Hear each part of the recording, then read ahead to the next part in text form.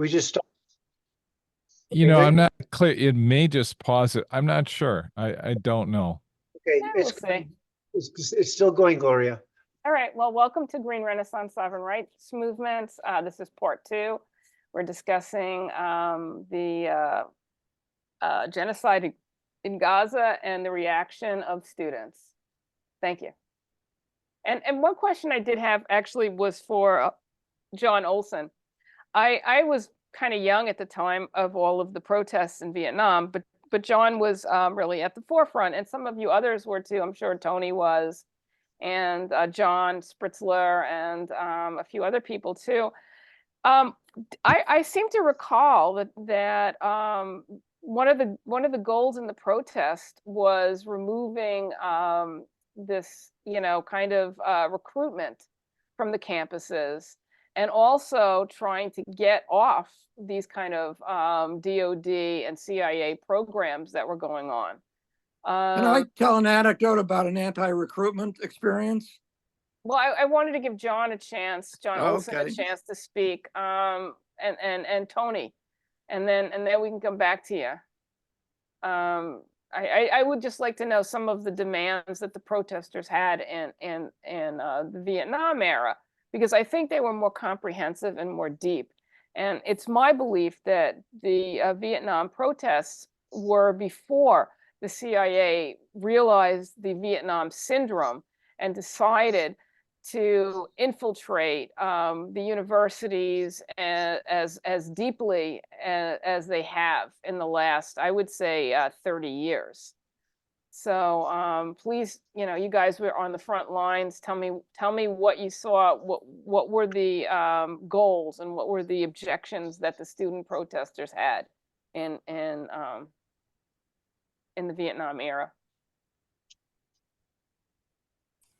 Okay, can you hear me okay? Yes.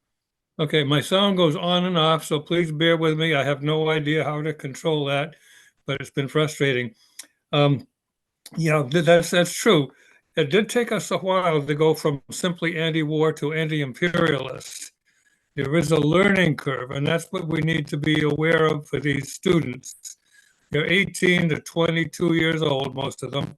They have probably just come out of being relatively apolitical, aware of some things, but not deeply until this came around the last year or two. Of course, they had to go through COVID and were browbeaten into, taking those accursed vaccines that aren't. So we need to be patient with these young folks. Give them a learning time to get totally up to speed. Yes, indeed. In our time, we did evolve a much more of a thorough anti-imperialist perspective that evolved out of simply being against the war and the draft, which of course was highly motivating. Not only, it was for the men who were being drafted, but also the girlfriends who would be potentially losing their potential husbands. So it was something that really motivated people. And I could talk at length, but I won't do that. But one thing was said that nobody's talking about these things on the campus. But we don't know that. We haven't, except for Tom recently, and I commend him for that report. But most of us have not been on the campus, have not been part of the discussion. Many things may be going on among the students. I mean, this is a time of hyper intensity of learning, and between the professors and the students themselves and what they're reading, we don't know what they're talking about. These things that we're criticizing may be totally premature or may in fact be engaging. So, and also among some of the issues that have come up with regarding the Green Party and candidates, there are gray issues. Not everything is black and white. And so while we know that Jill is deficient on a number of positions, still sees ahead of the curve on Gaza and Ukraine and some of the other things. He's certainly not a Howie Hawkins. So Well, there's room for discussion on this. Howie There's Hawkins is a low room standard. for criticism, and there's room. I mean, she doesn't have to be. She doesn't have to be. She doesn't have to be doing this at her age. She could have retired, but she stepped forward to to represent the party such as it is, and we all know there's criticism of the party itself that are very much on target. So I would say it's a mix. It's a gray picture, and we need to be a little bit more Well, generous. Anyway, so let me just wind it up. I just want to Yeah. rephrase my question because you're kind of missing my question. My question is, what were the demands? We're not talking about what the students discuss when they're off camera. We're not talking Yeah, about what okay. the students discuss in their bedrooms or, Well, while they're okay, going okay. for a pizza. We're discussing what are the explicit demands that the It leaders began of the as students are saying. okay. It began as end the war and the draft. That was the beginning, and that evolved later as progressed. Notice we found out about the interlocking directorates of corporations. We noticed there was complicity on campus about the ROTC, that was the Reserve Officer Training Corps. That was another demand, get the ROTC off, because that ROTC. was training the young people to be militaristic. And in Hawaii, the ROTC building got burned. Well, things happen.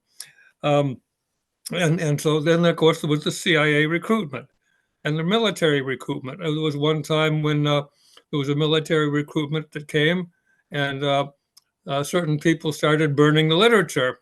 And then another person was prepared to dump the water on it to put out the fire. So those were issues as well. Now, these were some of the more advanced people. Not everybody was into it. Again, it's an evolution. So those demands evolved over a 2 or 3 year period. So I guess I should wind that up because that's probably my 3 minutes. But answer any questions. Tony, Yeah. would you like to speak on this era, and then we'll go back to John Spritzler? Well, I apologize for being hoarse. I taught 3 courses today, got up at 5:30, but I had to come on this because I heard what the topic would be. I was at Columbia in 68. I graduated in 67. And the issues were what John said they were. When I was there, it was the ROTC. It was also free speech, the free speech movement, which began at Berkeley in 64, 63. The assassination of Kennedy was certainly something that was a demarcation. And getting the military, because it was clear that Kennedy, before he died, was heading into civil rights and not going along with CIA, which we know that. So I know the history pretty well. I'm not going to relate that. And at the peak, I'm not sure whether it was Cambodia or Vietnam, 500 colleges were involved. Today, it's over 300 so far. And basically, it is about there's also the technology. We were very dependent upon, I mean, I can go on for hours, but what to emphasize? The students are sincere. I was on the Columbia campus twice already. Once outside, once inside, and I'm not going to go into the details of how I got inside, but it was a perfectly peaceful ceremony, and a lot of Muslims were leading it, especially Muslim women who have been very active and, valedictorians here, salutatorians there.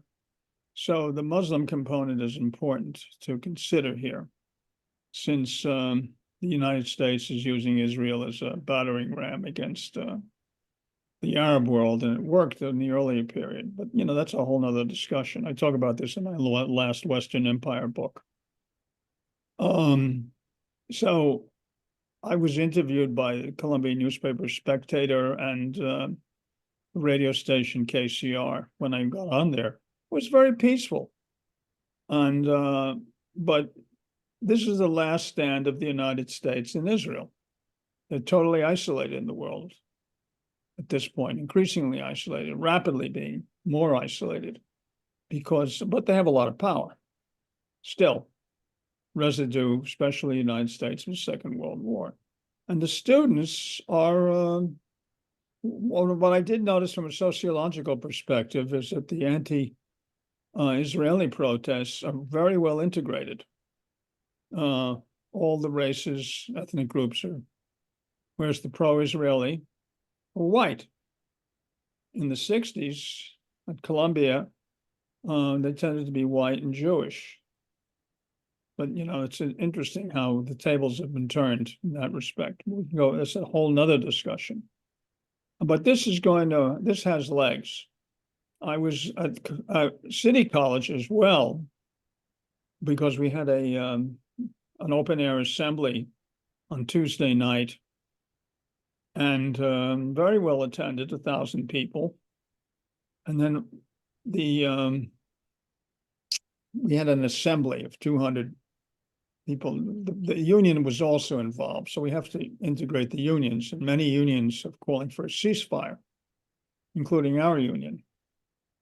And there are 5 demands that we have: academic boycott of Israel, picket to protect the encampment, highlighting the 5 demands, call on the PSC, which is the Professional Staff Congress, an assemblage of faculty, staff, and students in each of the union chapters, of which there are 25, because there are 25 components to CUNY, since it's a university of 250,000 students, and allow encampment organizers to speak at the May 9th Delegate Assembly. They want to pass a very strong resolution. But what happened yesterday, of course, was the Wait, just one question. So there's nothing about getting the ROTC off the campus. There's nothing about getting the DOD off the campuses. There's nothing about getting the CIA off the campuses. No, it's baked into the campuses. We want to get rid of that. Well, it's not a demand. No, it's not a demand. We're not Okay, gonna that's all. introduce The it. only thing I want to point out, No, you that cannot. unlike the Vietnam War, Look, I don't want to okay? have a debate with you, Gloria. A lot not a of debate. issues. I'm here to, I'm looking at a movement, and how is the movement growing? Okay, it's changed. It's changed dramatically. That's what it was back then. So, Anthony, Not Tony, personnel.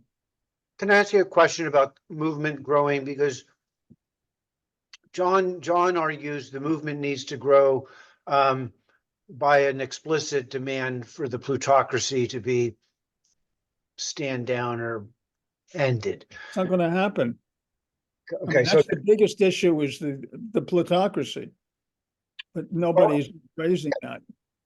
now I share with John a disdain for the plutocracy, but I am obsessed, I guess, with my, we have to show that the power structure is, the power elite are illegitimate, that they've lost any moral authority to be in charge.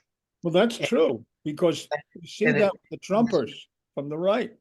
And I think this is an argument that the left right unite around more than they're going to unite around No, I agree with that, but it's difficult to articulate that when you have people who are Democrats and Republicans who are fighting each other over what's going to happen in November, threatening the constitutional basis of this republic. There was a very funny clip that Jimmy Dore put on his show, and he said Joe Biden is a unifier, and he had the Israeli protesters on one side and the people defending the Palestinians on the other, and they all joined in, F Joe Biden, and they were all together saying that from both sides. It was a very The funny clip. the Israelis are not saying that. No, it was a very funny clip. Maybe They may not be saying it it in may be Columbia. funny, but it's not sociologically correct. The students have united around what's going on in Gaza because they can watch on their cell phones. I didn't get a chance to talk about technology here, and about the babies being slaughtered. I mean, there are shots of them. The Israelis, a lot of stuff they make up. We know this. Look up Operation Susanna when you have a chance. There are all kinds of things they make up. They're very skilled at psyops, but they're a minority. I mean, I even taught at yeshiva for a semester back in the 80s. I said, look, it's a demographic law. You've lost. Right now, there are 14.5 million Jews. Holocaust obviously contributed to that. But there are 1.8 billion Muslims. And when the Israeli snipers shoot Christians coming out of that Christian church, and that minister put in Christ in the rubble, Christ baby in the rubble, which was extremely effective. The US and Israel have lost. They're just marking time. Now, whether they want to blow up the world to save themselves is another matter. But these protests and these students are genuinely motivated and are willing to risk expulsion. And now it includes all the Ivies as well as City College. Anyway, City College, they came in and they broke bones. So there's going to be suits. The City University is in a crisis because of the overreaction of the chancellor. And we're calling for the chancellor to resign.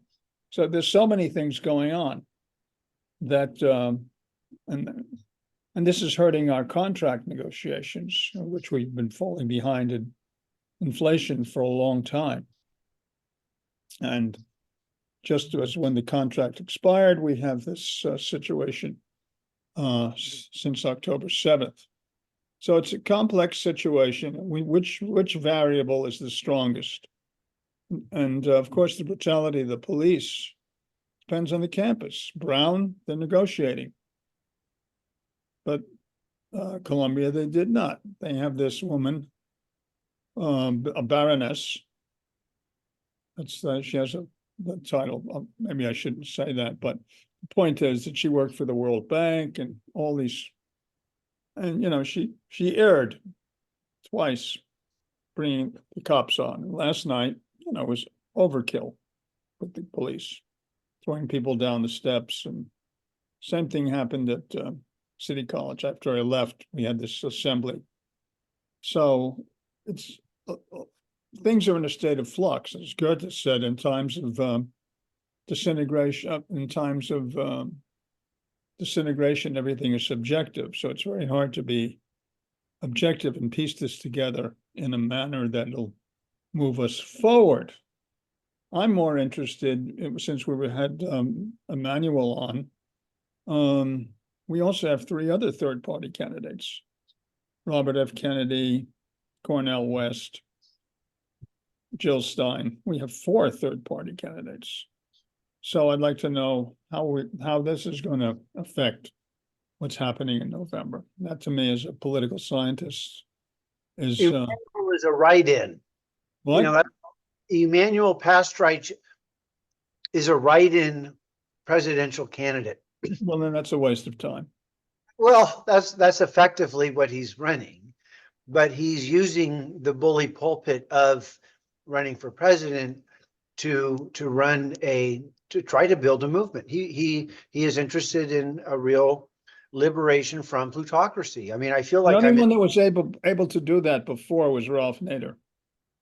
Okay. yeah, but he didn't go far enough. You know, where's Ralph Nader? I analyzed that 2004 election. He was purged. He could have built the party. There's a theory that Kerry had the elections because that was younger Bush president second, and there's a pretty good evidence that election was stolen. Yeah, of course. What do you mean he was purged during the campaign or afterwards?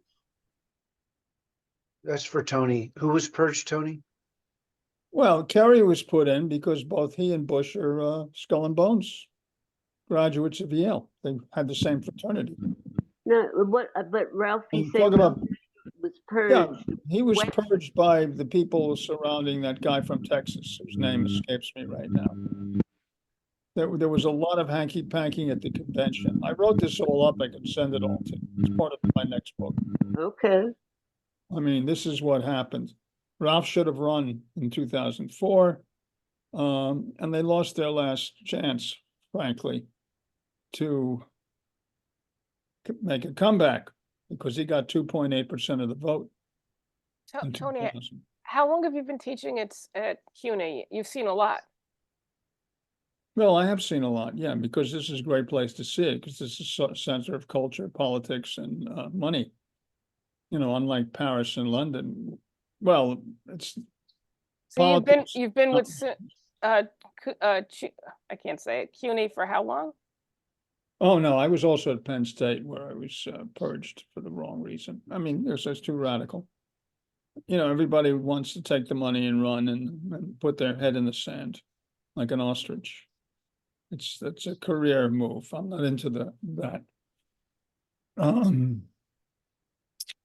No, and I'm a survivor. I witnessed just being in the right place at the right time.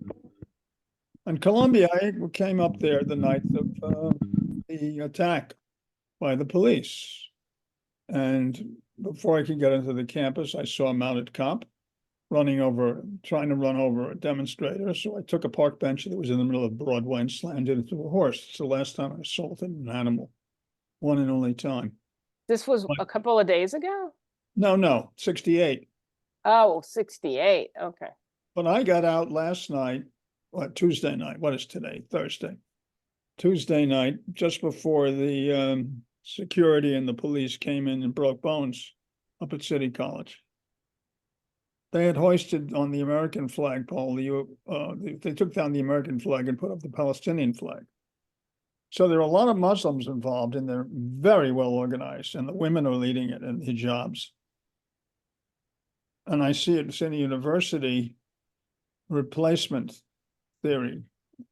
The Jewish students who were formerly in the lead during 60s in Vietnam, and I knew a lot of leaders like Mark Rudd and David Gilbert. I mean, I have a whole series of anecdotes. They have been replaced by the Muslim students. And don't forget, there may be Jewish money, but there's also Arab money. Columbia can go after the Arab money. So this is a battle on the international level. There's so many levels in which this is being conducted. And of course, the Gazans are victims of all of this. And Netanyahu, you know, he quotes from the Old Testament. So that turns off a lot of people. From the book of Samuel, the Palestinians of the Amaleks, which, you know, he read. You can look up Netanyahu saying this. I mean, talk about this totally fascist. Ben Zvi and the other guy. Netanyahu is now saying that if the ICC presses charges against him, he's going to punish the Palestinians. He's going to stop giving them their tax money and then some unnamed punishment. Well, the point is, a lot of people are being turned off on the right and on the left. So, I mean, there's a danger of real anti-Semitism because of but it's been being manipulated by the Anglos who run the show. Finally, in the final analysis, since they set up this place in the first place. I concur. I concur. Yeah, so we're all the other ethnic groups. They're the only ones that don't have a parade in New York. Everyone else has a parade. That's one barometer. Well, let me just, Anthony, so one of the criticisms of the protesters is that they're just saying we want a ceasefire and we want divestment. Well, they go beyond that. They're anti-imperialist. Okay, so what's the anti-imperial connection? I make a connection between the fake 10/7 event and 9/11. Just like on 9/11, the NORAD, the air defense system. Yeah, I know that, Eberhard. I just taught that today. Okay, well, 10/7. Let it happen. Let it happen. And I think it was more than Let it happen. I agree. Okay. But I don't know if you let it happen. Whatever. It's not important. The important thing, it happened. Well, the point is that they're using, and this is what John makes, they make the boogeyman, the absolute venality of Hamas to, you know, cut off heads of children and rape and blah, blah, blah. Apparently that was false narrative put out on the thing. So in any case, I think the hard-hitting argument is And here's where I go. Eisenhower warned the nation. We Oh, yeah, I agree. generations about the military-industrial complex and the wickedness of CIA and so on. And, Yeah, but and it all ended, look, the reason why Truman became president is because he sat on the floor of the Senate. And I actually interviewed Henry Wallace, but that's another story. But just before he died, when I was a freshman at Columbia, the point being that Truman said in the floor of the Senate, if the Russians are winning, we support the Germans. If the Germans are winning, we support the Russians, which makes sense from a realpolitik point of view.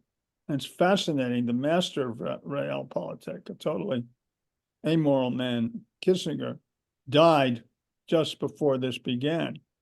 I mean, it's very the synchronicity. It's a generational thing as well. It's very interesting how this works out. you mean the Gaza annihilation happened just after Kissinger finally deceased? Yeah, and he was totally evil, but brilliant. You Well, know, I no, had a chance to ask him. I had a chance to ask one question of Kissinger, and the one question was in 2003 when the Iraq War was about to commence. I said, you know, the French and the Germans are not going along with this. What should you do? And he said, peel off the Russians. You know, in an instant, an Einstein equals MC squared response. And at that point, Russia was rather weak. Putin just had come in because Yeltsin was drunk and enamored of the supermarket that he saw in Houston. You know, Clinton was taking him for a ride. Of course, the U.S. has been hoisted by its own petard. Arab masses were divided. And here we are, the Arab masses are united on Gaza. So it's a very dangerous situation for the U.S. and for Israel. One false move and they can plunge the whole area in war. And the U.S. certainly doesn't want, I don't think, Iran to be attacked. Iran was, Iran runs Iraq, Iran runs Lebanon through Hezbollah. And the Houthis, they can't do anything about. So, you know, Israel is surrounded. This is very, very serious stuff. I mean, the last shall be first, the first shall be last from Matthew. I mean, there was tremendous sympathy for the Jews because of the Holocaust. But now this, you know, what Israel's doing, and, you know, you don't want to conflate necessarily Israelis with the Jews in America, especially the young Jews. I mean, that's why people are born and die. They're conditioned certain ways. They think of history generationally, but, you know, I've gone on long enough. I mean, I can go on for hours, but I have gone on for hours today already. Okay, thank you. Does anyone else want to say something? I don't see any hands up. John Spritzler's hand up. Also, John, you wrote this really interesting piece and I posted it. You were talking about, I tried to call you to ask you about it. It was about Russia being funded during the Cold War. Yeah, I wrote this very interesting piece about the U.S. arming the Soviet Union all during the Cold War. I didn't know that. Including, no, hardly anyone does. And I didn't know it until I found out about it a few years ago. And when the U.S. was sending American GIs to fight in Vietnam, it was sending them to fight North Vietnamese who were armed with weapons supplied to them by the Soviet Union, which in turn got them and the ships to transport them from the United States deliberately. And you know, the war was not being fought to win a war. It was being fought to be at war, and that's been true ever since. Well, I'm just about to go through this particular book by the late Frankowski. He died about 40 years ago. Harry Truman and the War Scare of 1948. I ordered Abe Books. And hold the book farther away. It's blurry when you hold it too close. Well, it's not working. Harry Truman and the War Scare of 1948, a successful campaign to deceive the nation. Of course, Truman was a gangster. He was a product of the Pendergast gang and so on and so forth. But that statement on the floor of the Senate in 41 is very important. The Russians went, because the United States, the aim of the United States set up by the Brits is to rule the world, because the Brits were too small to do that. But the US is big enough to do it. And there's a letter that that Adams said to Jefferson in 1813, said the aim of the United States is to govern the globe. That's in my Empire book. So I'm putting it all together. So that's motivating me. But I noticed it, yes. John. Well, I wanted to just talk about the thing, you know, like the 1960s anti-war movement that I was involved in, and draw some points about it. So first of all, let me point out that, I mean, at Dartmouth College, we had a building takeover that I was one of the leaders of to get rid of ROTC, and we succeeded. And the reason we succeeded is because the year before, I organized a Vietnam teach-in, invited the Undersecretary of State for Southeast Asian Affairs to be on the panel with anti-war people, and he came, and he was totally exposed by especially by some Dartmouth faculty, as being a total liar. And the people who came to the teach-in, and there were hundreds of students, almost all of them came to the teach-in as pro-war students. This was 1968. And they left that teach-in as anti-war students. It was truly an amazing event. And as a result of that teach-in and the transformation it helped to, you know, accomplish in people's thinking, when the conservative Dartmouth student group the next year, 1969, when I was, by the way, I had graduated in 68, I was an outside agitator in 1969. I hung around. The conservative group called for a pro-war demonstration. And when the day came for that demonstration, which I dreaded, 50 people showed up with pro-war signs, and 1,500 students showed up with anti-war signs. And this was a campus with only 3,000 students. Well, and so suddenly we, meaning the handful of us SDS students, you know, who had been having, you know, standouts with a sign that said peace and stuff like that, suddenly, for the first time, we knew that we were actually in the majority, which we had no clue of. Yeah. And as a result of that, by the way, Columbia had the building takeover that year, 1969, and it was very inspiring. But we would never have thought about doing the same thing at Dartmouth until we realized that we were the majority. And that changed everything. It led us to organize the building takeover. And about 40 or so students, we took over the building. We carried the deans out who didn't leave voluntarily. Most of them left when we told them to, but not all of them. And then the cops came and arrested everyone. And then, and this is key, and the demand was to abolish ROTC. And then the students went on strike. And it was such a large, effective strike that the school was shut down. And the trustees had to fly in for an emergency meeting to figure out what to do. And they realized the only way to get the school up and running again was to abolish ROTC, which they did. You got rid of ROTC. For 10 years. For the time being. For 10 years is damn good. For 10 years.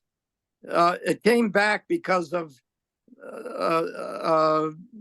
it had to do with homosexuals in the military and something. It was a strange reason and everything, but it was away for 10 years. So let me just say some things about the nature of the movement, okay? So yeah, we had an anti-war movement, SDS, you know, and I was one of the leaders. And we did things like, well, I just told you, we had an anti-ROTC demand. That was the main demand. but we also blocked military recruiters. And here, if I can be excused, I'd like to share a little humorous anecdote.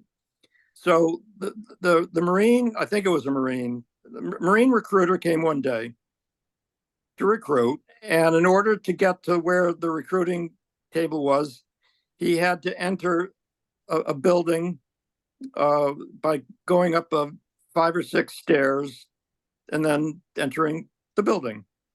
So I don't know, 7, 8, 9, 10 of us, we blocked his way. We just stood in the way. We held arms and blocked him. Well, I ended up getting arrested and charged with assault against the Marine officer. And my day in court was for such and such a day, and I knew I was going to have to go to trial and didn't know what was going to happen. But then a very funny thing happened. At the very, very, very last minute, the charges were dropped.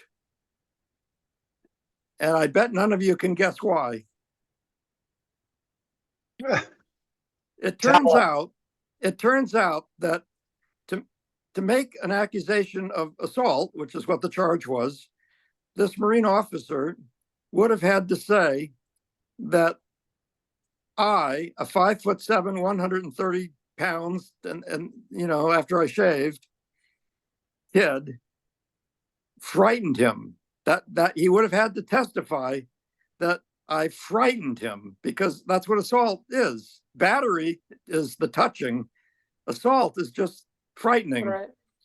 And his superior officer told him there was no way in hell that a Marine officer was going to testify that a 5'7" scrawny kid frightened him, and so the charges were dropped. Anyway, my point about this, my point about this is that the reason that we had an anti-ROTC demand and the reason that we were blocking a military recruiter from climbing up the steps was not because we thought that the only thing wrong in the world was that a recruiter was going to climb up the steps, or that some second lieutenants were going to be trained at Dartmouth College. That is just not what was going on in our heads at all. What was going on in our heads was this: there was an evil war machine killing people in Vietnam, and we were trying to figure out what we could do to block that machine in any way that we could. So we were looking for aspects of the machinery that were low-hanging fruit. In other words, were where we were in our vicinity, where we could do something to block it. And ROTC and Marine recruiting were things that we could block. And it had nothing to do with thinking that the only thing wrong in the world was ROTC and Marine recruiting. It was that, in contrast, let me say, simply saying U.S. out of Vietnam, which, you know, we said, but that didn't block the war. That was just words. Same thing happened at Columbia in the 60s. I'm sorry? Same thing happened at Columbia in the 60s. ROTC was the main issue.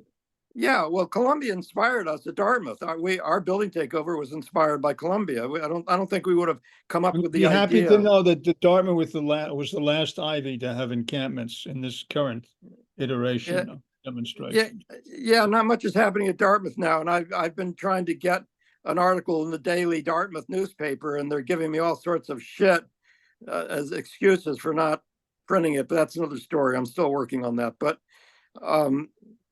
anyway, I just want to say that that there's this element of, there's a difference between a demand which is made because it's a concrete demand that you think you can win, versus your overall general critique, which is important, but it's not a demand, not a demand that you really realistically expect to win. So I think that it's probably fair to say that a lot of students today in the pro-Palestine demonstrations and stuff, similarly, have picked divestment as a demand that they think they could actually win. And it looks like at Brown University, they might be winning it, although it's too early to say. But Brown has been been, unlike the other schools, Brown has been saying, come, let's talk. Maybe let's talk about this divestment instead of calling in the cops. But in either case, the students have picked on divestment from Israel as low-hanging fruit. It's an easy to define demand. The college either has these investments or it doesn't. So it's easy to define. If they said, well, we demand that the college stop supporting Zionism, well, that's fine, but it's vague. I mean, because Nebulous, yeah. But it's how nebulous. do we get them to add the ROTC, and how do we get them to add get the CIA and the DOD off campus? But we can't do that because it has to come from the people who are engaged. I know, but how do we get the people on a more broad, more comprehensive, more to tell you- meaningful message? To tell you the truth, I don't think that's our main priority, even if we could do it. I think that the main, let's look at this from the point of view, what is the main weakness? And as my spiel a few, 10, 15 minutes ago points out, the main weakness is that they're not identifying the class nature of the conflict. And as a result, they are sitting ducks for the false but persuasive accusation that they are anti-Semitic in effect for opposing what Israel is doing to make Jews safe. They are sitting ducks, and the big money influence over the anti-Zionism organizations, because they pay them. All these anti-Zionism organizations, the way they pay the rent is with money from Soros and Tides and the Rockefeller brothers and so forth.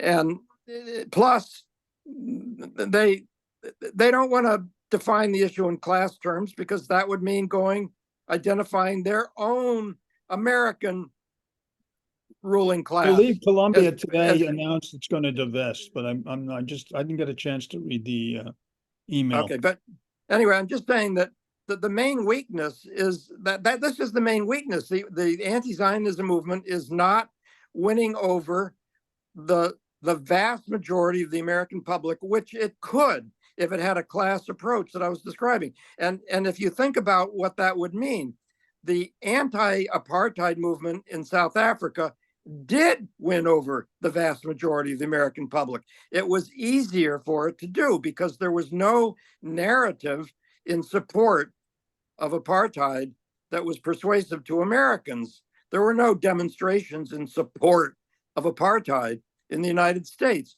And so it had a much easier job. It just had to educate people about the existence of apartheid. And when Americans learned of that, they were appalled by it. But there's no movement to continue the Gaza war either. True, but there is a movement to defend Israel. and not It's not slightly to demand negative now. It's slightly negative. Here's the thing: the pro-Israel camp, which I just described as being a lot of good people who don't want to go against what's necessary to make Jews safe. That camp is at least many people, is very disturbed by the overkill, so to speak, of the violence in Gaza. That's why Robert Reich, very, very pro-Israel, Robert Reich, and even Kamala Harris, ditto, and even Senator Warren, from my state of Massachusetts, Elizabeth Warren. All of these people are very, very, have extreme misgivings about the genocidal violence, but they don't say we should not support Israel. They say we should support Israel conditionally now. That's Robert Reich's big thing. He has a whole video recently that we need to support Israel conditionally. But if you support Israel conditionally, that doesn't cut the cake. We need people to understand that the Israeli government is an immoral enemy. It's an immoral enemy. And we need people to understand that. And they would if they knew the truth about what the real purpose of Israeli violence was. But the anti-Zionism movement never even hints at the real purpose. Let me give you an example. BDS on its international website has a meme, and the meme is a picture of Netanyahu, and the words are a quotation from Netanyahu, where he is saying that Israel is a state only of the Jewish people, words to that effect, right? Now, why does BDS display that meme? It's BDS's point is not to disagree and say that no, Israel is not really a state of and for ordinary Jews. It's a state of Jewish billionaires who are attacking ordinary Jews. No, that's not BDS's point. BDS's point is that, you see, Israel is defending the Jews and doing horrible things against Palestinians, and that's immoral and wrong, so you should support Palestinians. In other words, BDS is actually agreeing with the Zionist propaganda that it's defending Jews. BDS's point is that, well, maybe it ought not to be defending Jews, but that's a far cry from saying it's not really defending Jews. You see, so even BDS is actually accepting as true the big Zionist lie that it's all about defending Jews. This is disgusting. I mean, how can you build a movement against Israel when you are telling the world that Israel is defending the Jewish people, the victims of the Holocaust, the survivors of the Holocaust? You can't get a majority on your side that way. And that's why big money is making sure that if you are, for instance, like me, if you join Jewish Voice for Peace, it knows that there are going to be a lot of Jews who are horrified by the genocidal violence, and there are. And so it can't prevent them from being horrified by it. But what it can do is prevent them from being an effective force to gain the support of the rest of the American public. And so I joined Jewish Voice for Peace. I mentioned on the Zoom call of the local chapter that I had an article saying the stuff that I'm saying about the class nature. Immediately, I was expelled from the organization. I complained by emails, which I have all of the stuff online. You can read the whole email exchange. I then complained to the National, and the National supported the local chapter in expelling me. This is impossible to believe could happen if the leaders of Jewish Voice for Peace were simply uneducated about the class nature of the conflict. If they were simply uneducated and they heard someone like me explaining, hey, we can gain a lot more support if we talk about things this way, at the very least, they would say, well, they had a huge amount of support. They took over Grand Central Station. That was one of the most. That was not a huge amount. That was a lot of people, but it was nothing compared to the millions of people they could have if they did things the right way. And George Soros and George Soros and all know it. They are sitting ducks for the accusation of anti-Semitism. Look at the mass media. It's a drumbeat about how they're anti-Semitic. And don't pretend that it doesn't have a big effect, because according to all the polls, from the Pew Research to the Gallup and the Harvard thing, that there's still a majority of the American public supporting Israel, not supporting the Palestinians in this thing. It's gone slightly 2% the other way. It's Okay, I'd like to give Christine a chance. She's had her hand up for a while. Yeah, let's hear someone else. 55% of Americans disapprove of Israel's actions in Gaza, 75% of Democrats, and 60% of independents. But you see, the issue isn't the Okay, John, Christine has the floor. Okay. Thank you. Oh, this has been really informative, and I'm really grateful for this conversation. I was not a student on campus during the Vietnam War. I was in high school, and we had our own walkouts and demonstrations in high school in Syracuse, New York. And again, many of those were, I want to say, guided by students at SU that came into the high school and informed us and did teach-ins. So I want to also, because I'm genetically connected to the Levant, my parents are Lebanese immigrants. My father was an Eastern Orthodox priest. And I have Palestinian cousins, of course, you know, Syrian, it's all one big family anyway. So I have relatives that started the ADC and that work for UNRWA. And so this is kind of my connection here. But listening to how do or how does one try to get a movement to be more articulate about imperialism? And in many cases, I do hear the anti-imperialist message. And I'm wondering if it's, instead of trying to influence those that are not maybe at that level or frequency of that message of anti-imperialism, is to not put our efforts into making somebody try to be something that they're not, but actually lending our support and our voices and our efforts to the ones that are already doing so.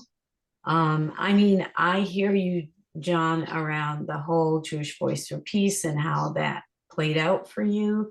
And I want to also acknowledge the amazing work that is being done, because I do feel like there are in some ways steps to this. And I have to say, in my experience, my whole life around this topic, it's incredible to understand that people are finally making that connection, whether it's students, that this is, as Gloria has indicated, this is an export project. You know, we've all been conditioned to believe that this is about religion and that there's somebody that God prefers over somebody else.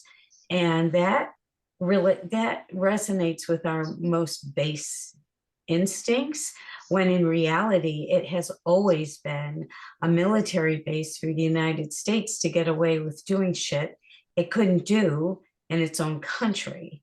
And that is to oppress people and to create the technologies that they now are exporting and want to continue exporting. So I'm just feeling in this regard that instead of trying to put our efforts into those who aren't necessarily there right now with that message, and just put our efforts behind those that do, and so that gives that message and that momentum more growth. I don't know. I may have other things that I might want to jump in, but right now I'm just looking for your insight. That cat, you're killing me with the cat. It's so adorable. You're like Barbara with the baby. I just keep smiling and waving. I just wanted to tell like a brief story that just to, you know, kind of be a bookend to what John had said. It's a little off topic, but it's my story. I had gone on to a Southern poverty law group, and because they were talking about protecting Black people, and I was like, yeah, I'm down for that. Let me get on that call. And you know, I'm listening to the call at the Southern poverty law, and all of a sudden they turn it, and we're no longer talking about protecting Black people. Now all of a sudden it turns to domestic terrorism. And they give a definition of domestic terrorism. And they said, basically, anyone who objects to the government is a domestic terrorist. This is Southern poverty law. I'm like, huh? How did that happen? I was here to protect Black people. Now anybody who is a domestic terrorist who disagrees with the government. So I did the same thing John did. So in the chat, I typed in, wait, are you saying that like, if I'm an environmentalist or I'm a peace activist, that I'm a domestic terrorist? I was booted at that moment. Boom, out of the meeting. And I was like, what the hell is that? This is Southern poverty law. It's supposed to be protecting Black people. And I'm kicked out. This is ridiculous. So, I started researching it, and I found out that the head of Southern poverty law was a high-level official from the State Department. I mean, everything is infiltrated. Everything has gatekeepers, information. Not keepers. everything, not the Muslim Students Association. In Well, the no, last 10 years, I'm not. gone is very pro. The Muslim students are virtually in charge. Yeah, I'm not saying everything, but I'm saying when we're talking, big groups, and especially U.S. groups, they're especially Southern poverty law. I mean, I was horrified. Southern poverty law is history in the bad sense, the way the term is thrown about. Right now, they're irrelevant. Gaza is the most relevant issue. Yeah, and of that's course. why Robert But- F. Kennedy is. I make a remark about the Gaza. Oh, Yes, Christine, go ahead. Christine, your hand is still up. Did you figure out the other part you wanted to say, Christine? Okay, so I'll Okay. just.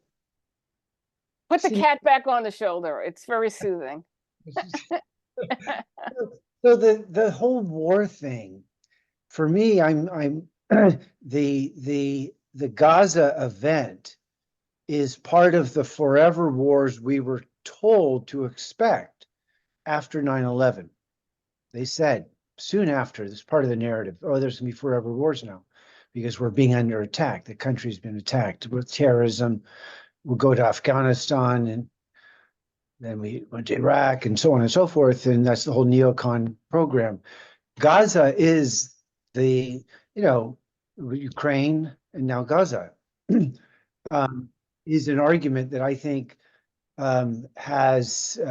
should have some simple understanding and logic of, and the point is the failure to hold to account these deep state operations has led to the impunity of 9/11 and the Israelis doing what they're doing in Gaza.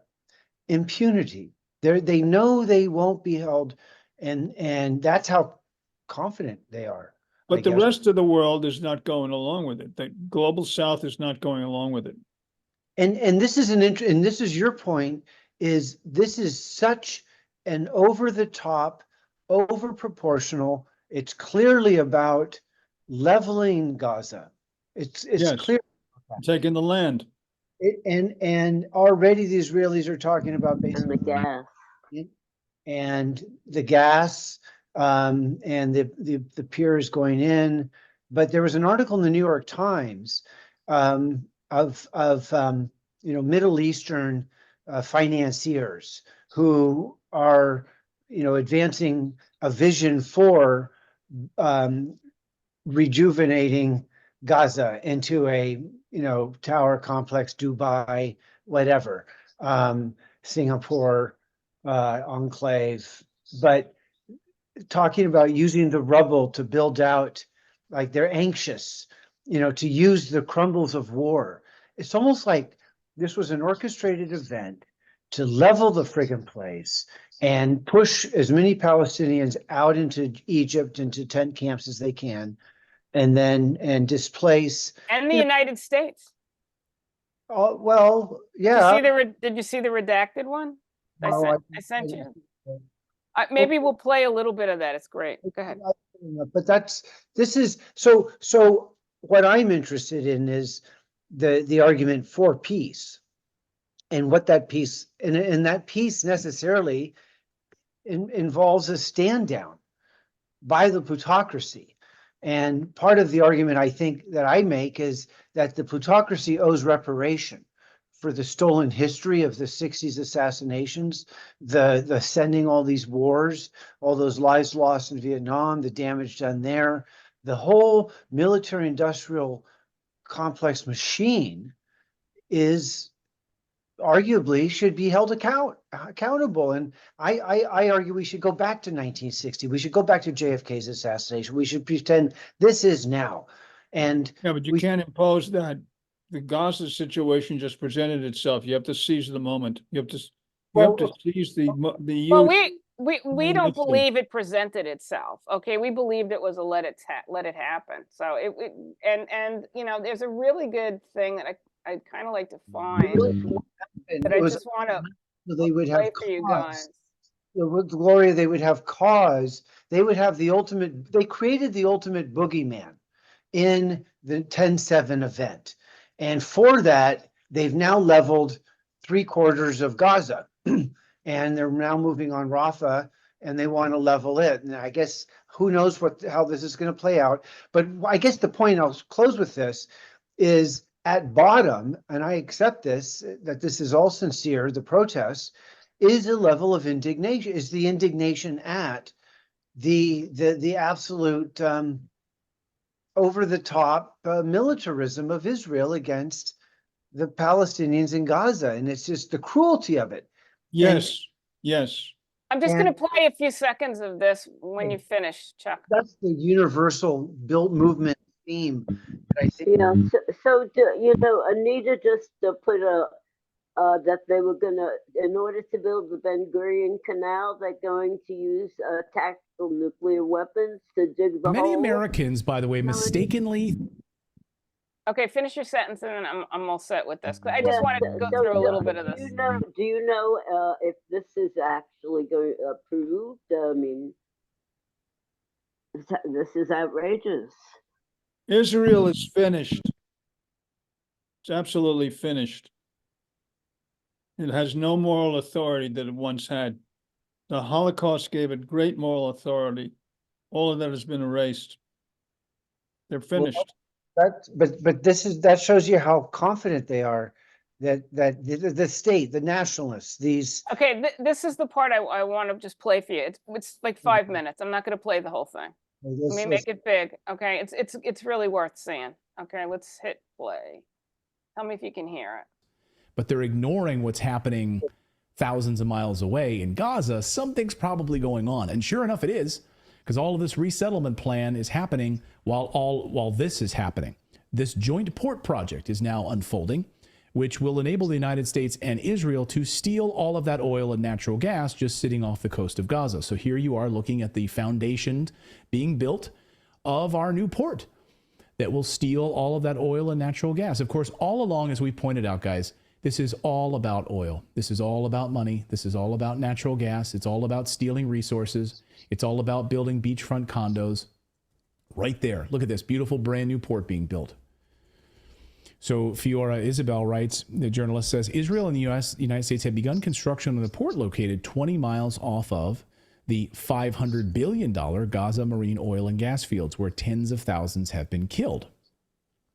Sabrina Singh, a Pentagon spokeswoman, told media the cost is $320 million and includes the transportation of equipment and pier sections from the U.S. to Gaza's coast, as well as the construction and aid delivery operations. So yes, you American taxpayers are paying for a new port to be built right inside of Gaza. $320 million. Did you sign up for that? By the way, we now learned inside of that massive aid package to Ukraine and Israel last week that was passed by Congress, slipped in there, we now know, it was a massive plan for resettlement in the United States. Millions of dollars to resettle Palestinians out of the Middle East into the United States. So yes, and in true U.S. fashion, U.S. fashion, we're paying for this port. So our taxpayers are paying for this port, so we can bring aid into the people that we have displaced to build this port.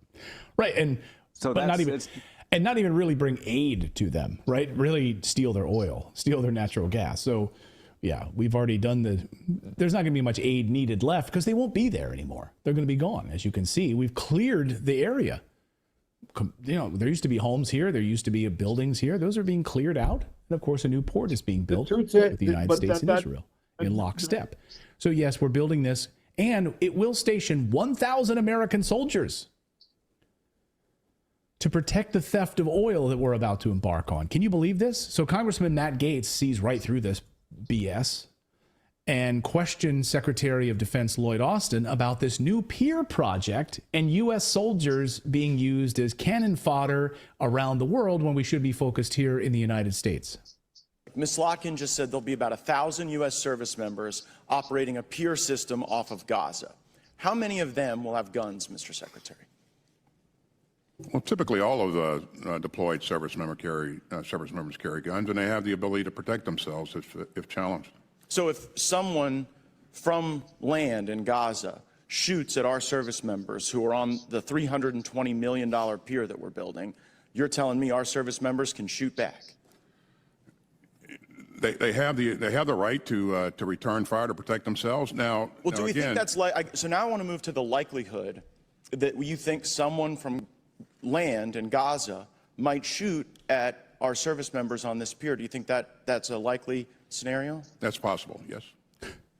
This is a very telling moment, Mr. Secretary, because you've said something that's quite possible that could happen, right? Shots from Gaza on our service members, and then the response, our armed service members shooting live fire into Gaza. That is a possible outcome here so that we can become the Port Authority and run this pier. Right? That's correct. You know, I expect that we will always have the ability to protect ourselves. Boots on the ground? President Biden told the country that we weren't going to have boots on the ground in Gaza. And we won't. Okay, but you guys parse the distinction between, like when Americans think boots on the ground, they think Americans in harm's way or engaged actively in a conflict. You guys seem to be sort of saying that boots on a pier connected to the ground, connected to service members shooting into Gaza, doesn't count as boots on the ground? It does not. I think you're going to find the American people have a different perspective on that. And if we're going to have people shooting into Gaza, we probably should have a vote on that, pursuant to our war powers. Oh, my God. Okay, no. So is this like the new... I see this new tactic of where we don't declare war. I mean, not that we declare war anyway, but we just move soldiers into an area. And then when people shoot at them, they're like, well, they shot at us first. So exactly. We had to... Okay, I'm going to go stop sharing. It's great. Except it ignores a very relevant piece of history. Americans had barracks in Lebanon, and I don't know what faction of which Arab group just blew up the barracks and killed 283, and the U.S. pulled out. I think the people that did that were the Hezbollah. Yeah, the Shia. And look what the Houthis are doing. They've shut down the Red Sea. Well, I think the criticism. There's this one joke. I just have to tell this one joke. I read a few things about, on this newscast. Well, first of all, I want to do a shout out to Fiorella, who they quote, who is a good friend of ours and has come on our calls several times. So I just want to give her a shout out. She was the quote that they used. She is a news correspondent in Moscow.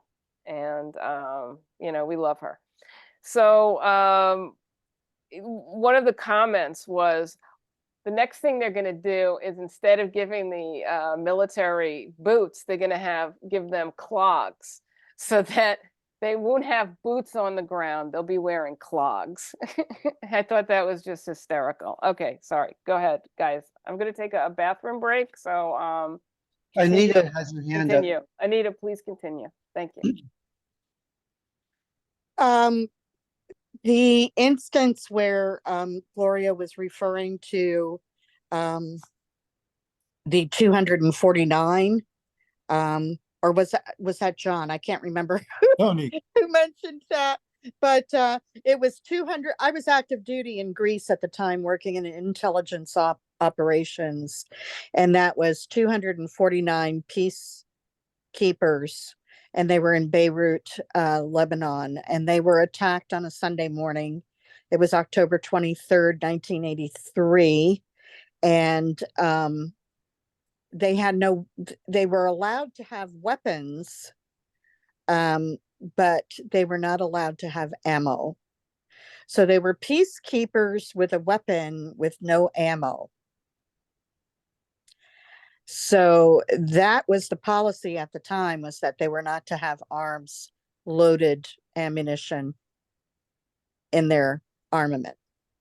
And that was a big question to everyone. And of course, our embassy pulled out shortly after that. So the embassy was also bombed later that same year. So, and I believe that was in April.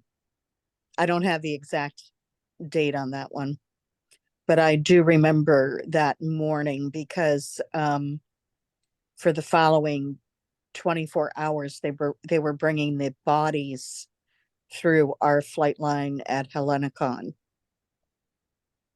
So I just did want to note that they're saying all this about weapons, but it doesn't mean anything once those troops are there.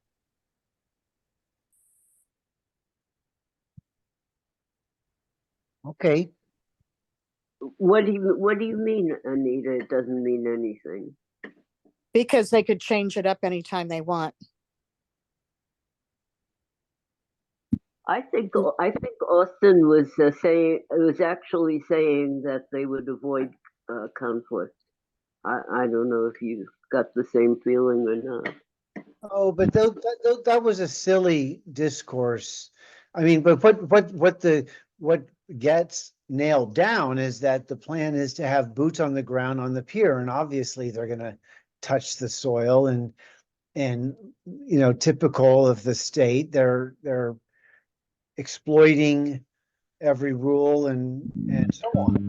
No, the point is that if Americans engage and boots are on the pier, which is connected to the ground, then that means Americans are in the war. But I think Austin was distancing himself from that possibility. Of course, it was an exchange. Yeah. I think Matt Gaetz was asking the right questions. And of course, as long as he got Austin to answer, I mean, everything now is a matter of public record and can be used later. So that was important. Right. That's true. That's Yeah. right. So,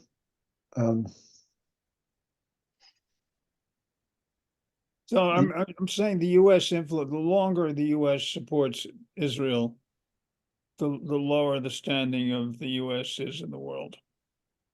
Global South, I mean, BRICS, what Russia and China set up and brought in India and brought in South Africa and brought in China, I mean, Russia and China and India and Brazil, it's over.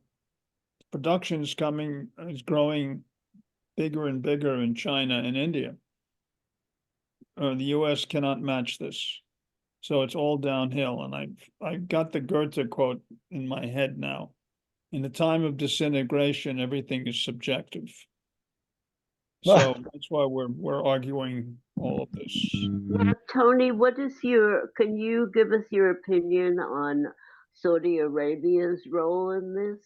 Saudi has shifted 180 degrees after they demonized them over the chopping up of their man in the embassy. They said Khashoggi, whose brother was a big arms dealer in the 80s, but that's another matter.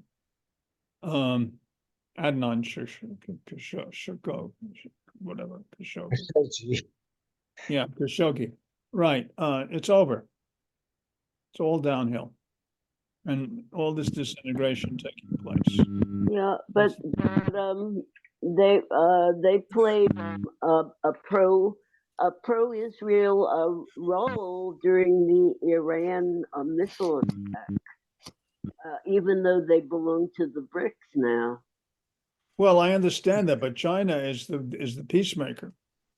The big blow for the U.S. diplomacy was when China brought Iran and Arabia together. Hey, let's jump over to join the BRICS, Sunni and the Shiites, and you're talking uniting. I think we need to sort of keep in mind that the global South, the BRICS, all the nations which we think of as being opposed to Zionism, well, the people are, but their governments unanimously, with zero exceptions that I'm aware of, support the continuation of the ethnic cleansing of the Palestinians.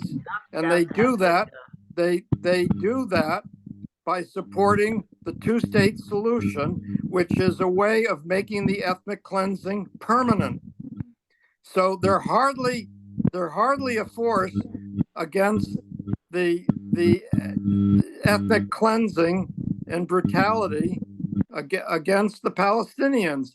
They have populations which are against that ethnic cleansing and brutality, but the governments are not governments of, by, and for their people. They're governments of, by, and for ruling oppressive elites. That's true in Russia. That's true in China. That's true in Saudi Arabia. And down the Arabia has list. shifted 180 degrees. I didn't get the chance to finish my short comment. They're no longer, they're building, by 2030, they're going to build a paradise in the desert with all the billions, solar, name it.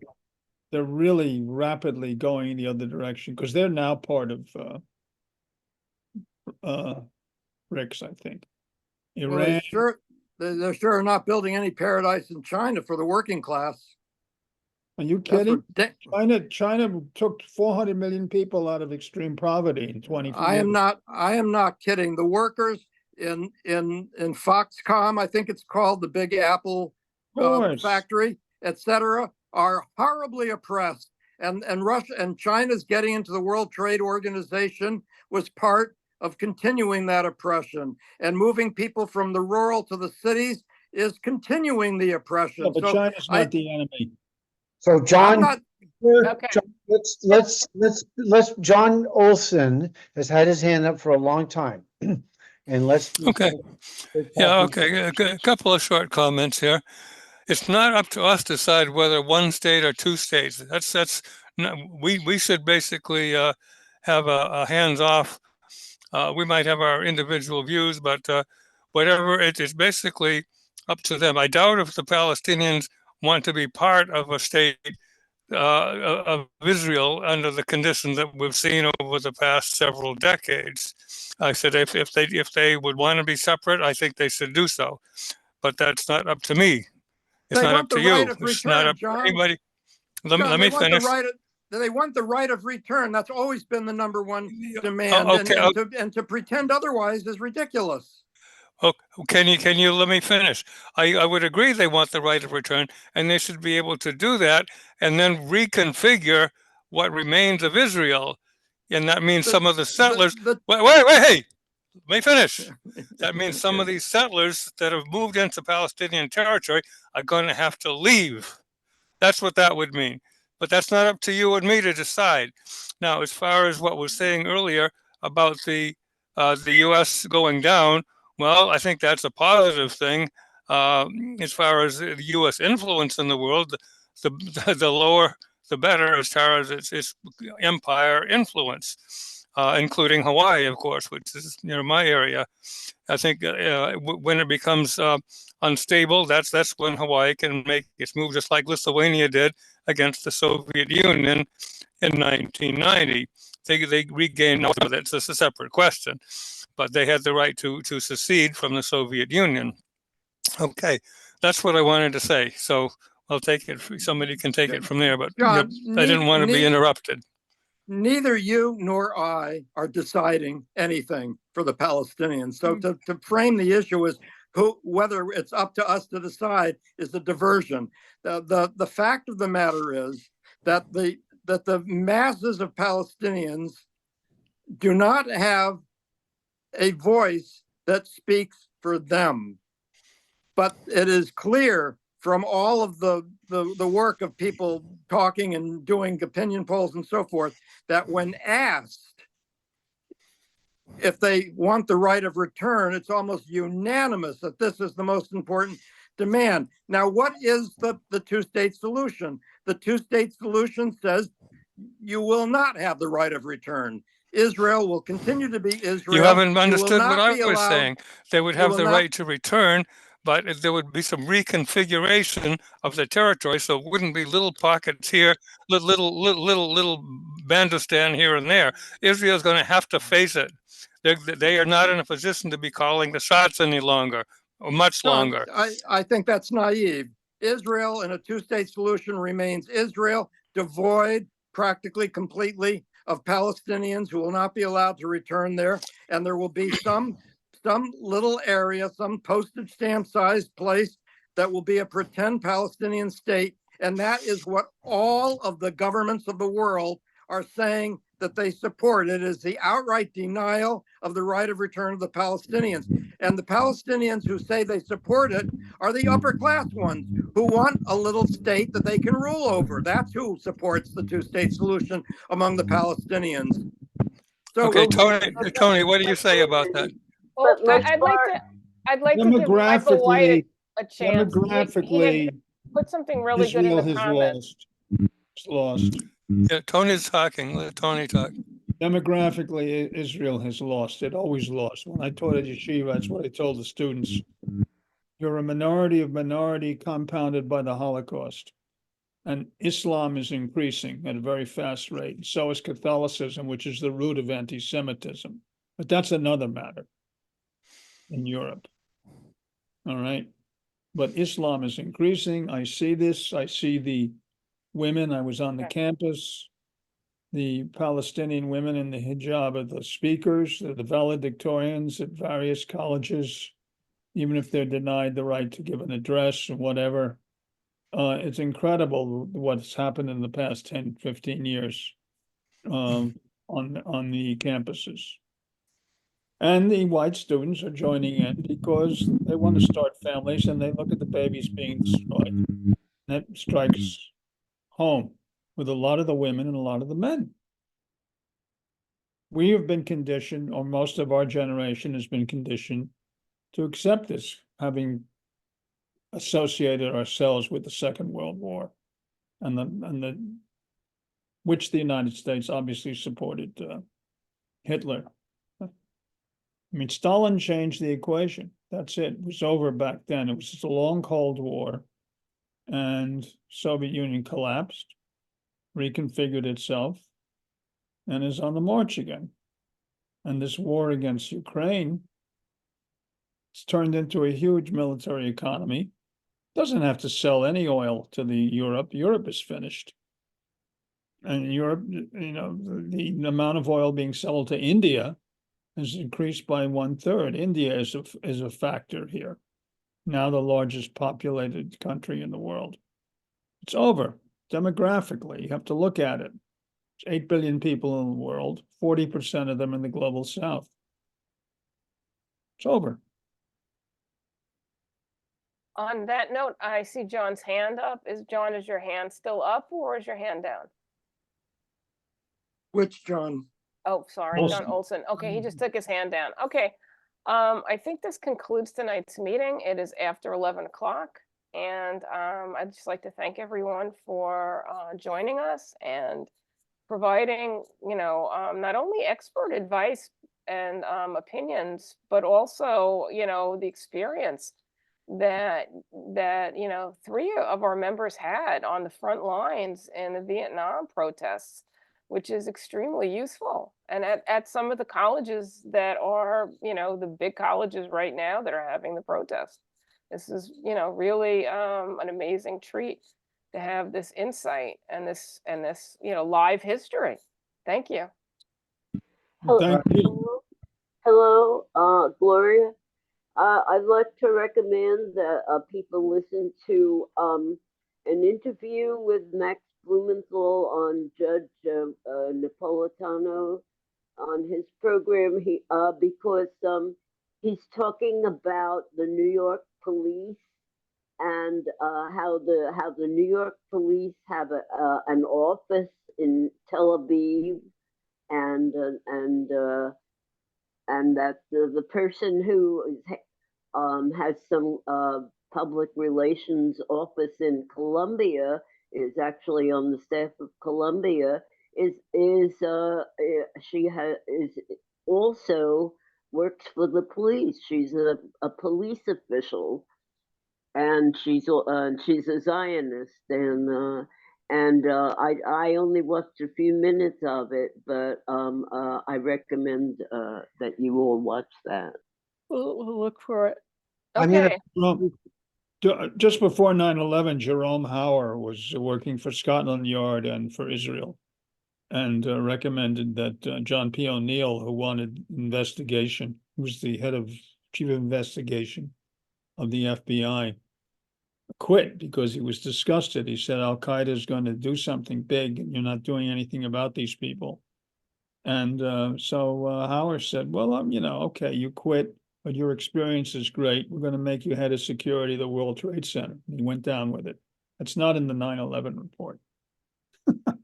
I mean, this is the power that they had back then to Yep. manipulate, move pieces around, pawns. And they still have that power today. All right. Oh, yeah, limited though. It's limited, more limited than ever before. Oh, The CUNY students are interacting with the community much more than the Ivies, I believe. They're both, the CUNY is interacting with Columbia through the Muslim students. This is what's interesting. They were always separate. Oh, really? Oh, Well- yes, I see that. I see who's there, who's protesting. Well, I was talking about something like they shut down a food pantry, Benny's Food Pantry on CUNY grounds, on CCMY grounds. And immediately some group in the community sprung up and formed a food pantry. Well, I have to tell you that every things are so bad, that's inequality is so great. Every CUNY college has a food pantry. And a lot of churches in the city have food pantries.